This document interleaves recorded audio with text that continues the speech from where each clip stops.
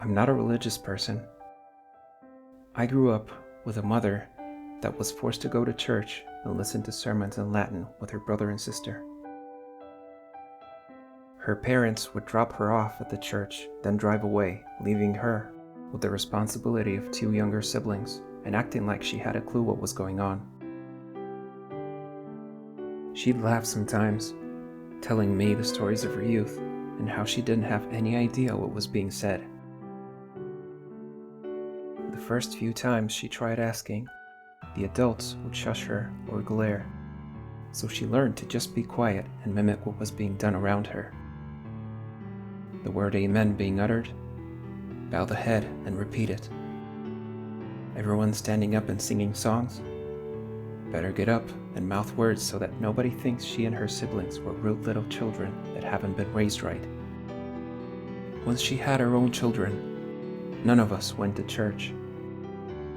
Some of my siblings asked, out of curiosity, why, when the rest of their friends were forced to go.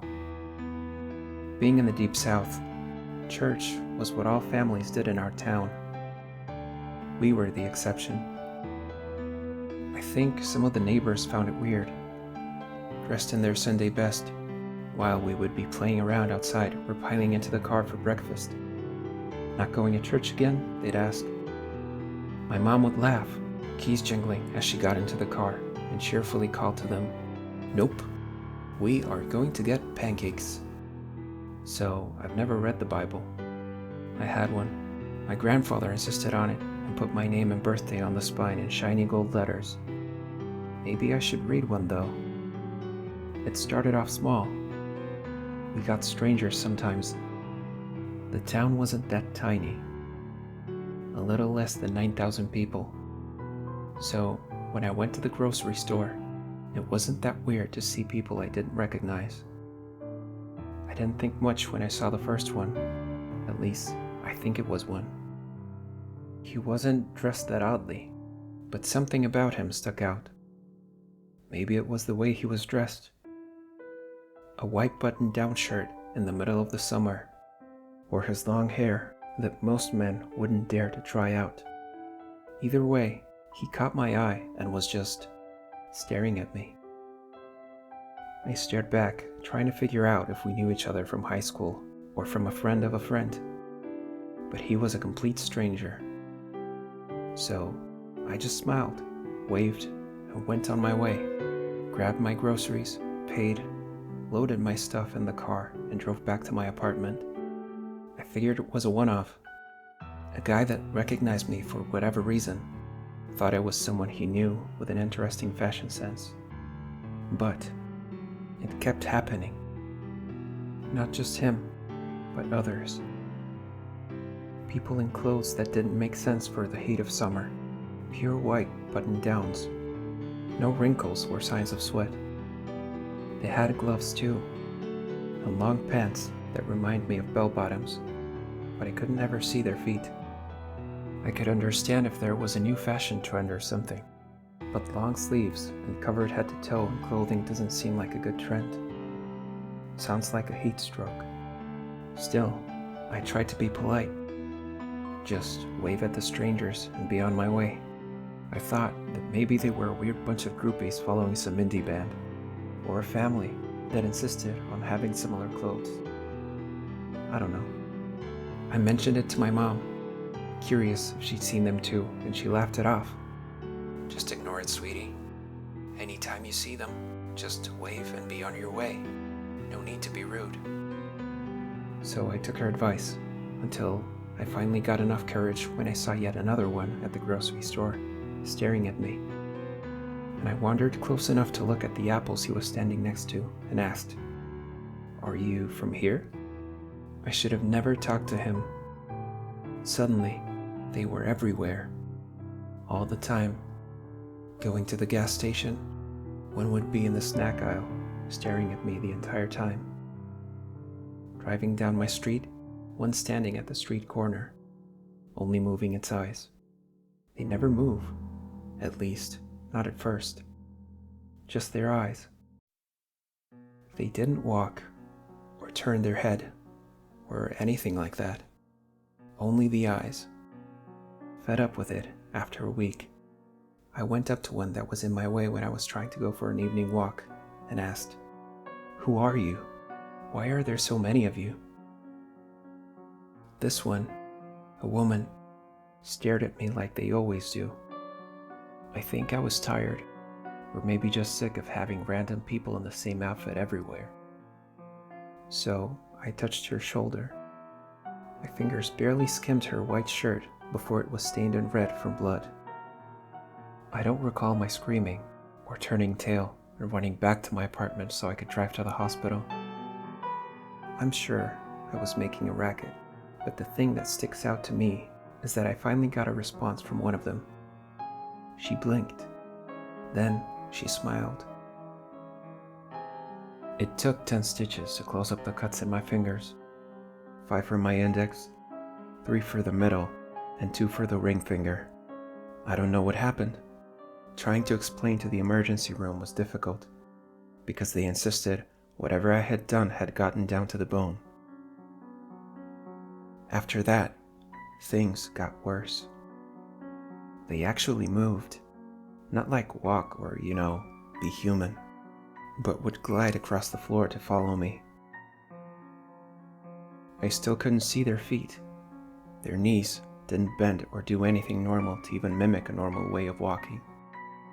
The first time I saw it, I knocked over a display of cookies and had to apologize profusely to the poor bakery worker. When she asked what had me in such a fright, I gathered up the courage to say, "That man over there, he keeps staring at me." She looked in the direction I was looking in, but she didn't respond at first, and instead asked if the man had walked away. I must have looked stupid, mouth agape, because he was right there, but she didn't see him. All I could do was nod my head, agree with her, and rush out of the store.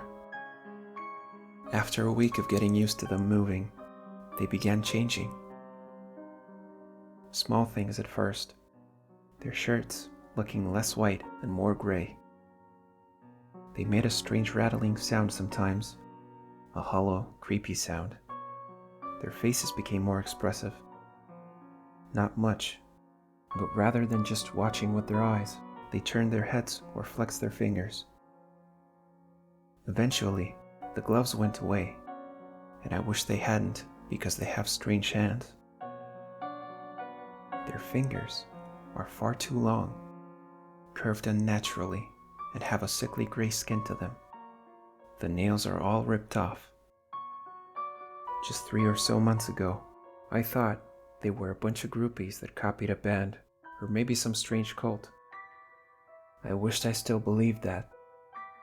It was when I saw strange shadows behind them that I finally broke down and told my mom everything over the phone. My hand being cut up, that wasn't an unfortunate cooking incident. It was from them. My jumpiness and sounding like I'm close to a nervous breakdown? Yeah, I've been being followed for months now and don't know what to do. She was quiet for a long time, and I fully expected her to laugh at me, tell me I was being ridiculous or dramatic. But instead, she let out a long sigh and said, "Sweetie, I told you. You should have just been polite." "What the fuck are they?" I asked, tears running down my face as I made sure that every curtain was shut. She was quiet, oddly so, before she offered, "I don't know. Your grandfather always called them angels." "Those are not angels." "So you haven't seen them fully yet. That's good." I remember choking out a weak noise, maybe a question, but she kept going. "You should move, somewhere nice and cold, far away from the south." Move? What? Just pack everything up, leave my job and apartment with no notice and go? Go where? It doesn't matter. Far away, states and states away, maybe even countries. Nothing was making sense, and I managed to say as much, trying to demand for answers, but all I got in response is a sigh, a tired and sad sound before she pressed on talking like I hadn't been having a panic attack. "You can try to wait it out, but I'm going to be packing up and going myself." If they're aware of you, then they'll soon be bothering me. I felt cold, throat dry, and I managed to croak out "What happens if I stay?" She was silent again. This time, it lasted far too long before she finally continued. Depends on them, I suppose. I don't know. But if they've already harmed you, I wouldn't be surprised if they'd like to do it again. They're strange like that. We got off the phone shortly after that. She kept insisting she needed to pack and call my siblings, tell my brothers and sisters to be mindful of themselves. I wanted to try to stick it out. I didn't want to leave my home, my friends, my little apartment, so I tried keeping my distance from them. Anytime they drifted too close with their wide and blinking eyes, I walked away, or in some cases ran. I thought that it wouldn't be too hard. They're slow after all, at least until one got too close and I couldn't quite run away. I was trying to pump gas into my car. I saw it this time, just managing to stumble back from the pump when the gasoline hose was cut and gas spilled all over the side of my car and onto the ground. 2 wings stand on the shoulders of this angel.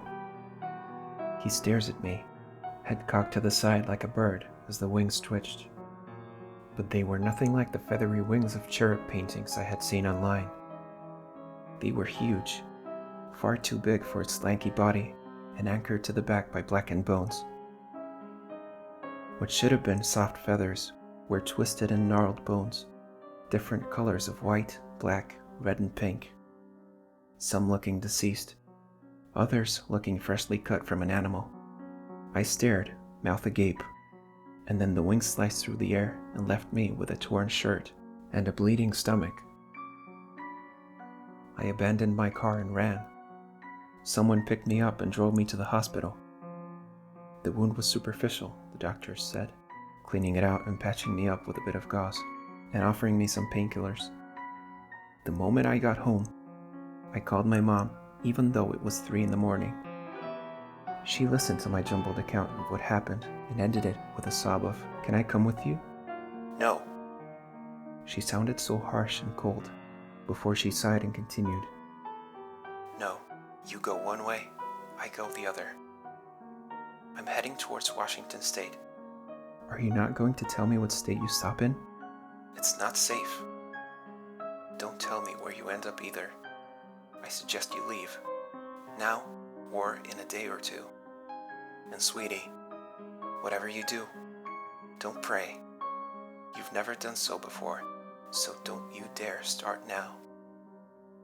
After that conversation, I still debated on staying. At least, until I looked through my bedroom window to find them. Not just one of them, but many. Some standing on the street, staring up into my apartment, others on the roofs and phone lines.